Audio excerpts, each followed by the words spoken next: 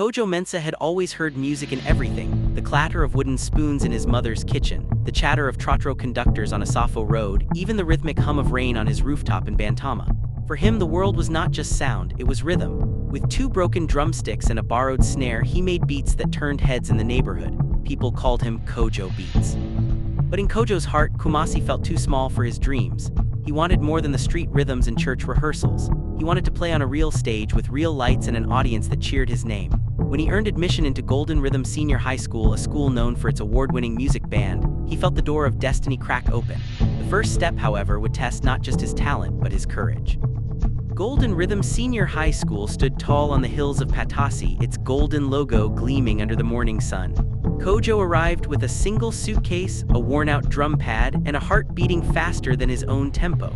Students rushed past him, some in polished shoes, others laughing over mobile phones. He felt invisible until he heard the faint echo of a drum roll from the assembly hall. Drawn by instinct, he followed the sound. Inside, a group of students rehearsed tight rhythms, sharp brass, electric energy. At the center stood a tall, confident girl with a microphone, her voice wrapped around the beat like silk on steel. Kojo didn't know her name yet, but in that moment the dream took shape. He would join that band no matter what it took. Her name was Ama Serwaa, the lead singer and pride of Golden Rhythm SHS. Everyone admired her not only for her voice but for her boldness. She sang with the spirit of high-life legends and the precision of a professional. Kojo watched her from the doorway, feeling both awe and fear. "Hey, you there, are you lost?" a trumpet player called out. Kojo stammered, clutching his drumsticks. "No, please, I play drums." Laughter rippled through the group, but Ama turned to him, her eyes curious. "Then show us what you've got." Kojo hesitated for a heartbeat, then stepped behind the drum set. When his sticks hit the snare, everything else disappeared. The room fell silent. By the time he stopped, Ama was smiling. "Not bad," she said. "Welcome to the band, Kojo Beats." Kojo's first weeks in the band were rough. The others had played together for years, and he was the new kid from Bantama.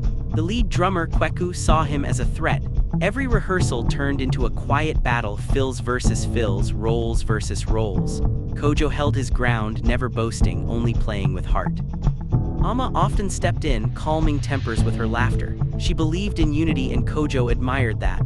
One afternoon, after a particularly tense session, Ama found Kojo sitting alone behind the music block. "You're good," she said softly, "but remember, music isn't a fight, it's a conversation." Her words stayed with him like a melody he couldn't forget. When the band finally played together in harmony, something magical happened. Kojo's rhythms found a home beneath Ama's melodies. Their sounds intertwined, his heartbeat syncing with her voice. The music teacher, Mr. Boateng, announced they would represent the school at the Ashanti Regional Music Competition. Excitement rippled through the group, but tension simmered too. Kweku glared at Kojo after rehearsal, muttering, "Don't think you're taking my spotlight." Kojo said nothing. That night, as the city lights flickered beyond the dormitory window, he drummed softly on his knees. The beat told him a story, one about ambition, friendship, and a girl whose voice could silence the world.